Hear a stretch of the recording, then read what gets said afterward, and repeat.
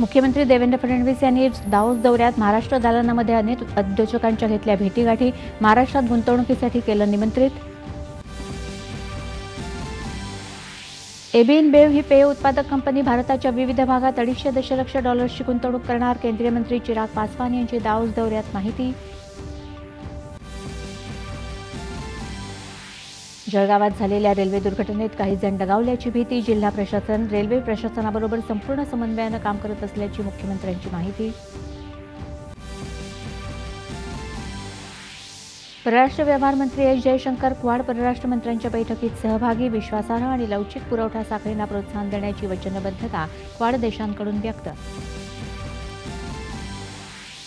जयशंकर यांनी घेतली अमेरिकेचे राष्ट्रीय सुरक्षा सल्लागार माईक वॉल्ट्झ आणि परराष्ट्र मंत्री मार्को रुबियो यांची भेट, विविध क्षेत्रीय आणि जागतिक मुद्द्यांवर विचारविनिमय.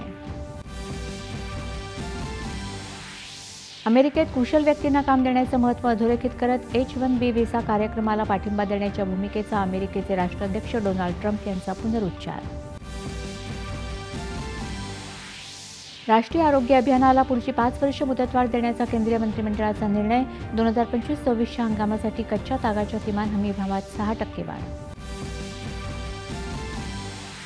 बेटी बचाओ बेटी पढाओ मोहीम आणि सुकन्या समृद्धी योजनेची दशकपूर्ती, लिंगभेदांवर मात करत मुलींची स्वप्न साध्य करण्यात या योजनेची महत्त्वपूर्ण भूमिका, पंतप्रधानांचे गौरवोद्गार.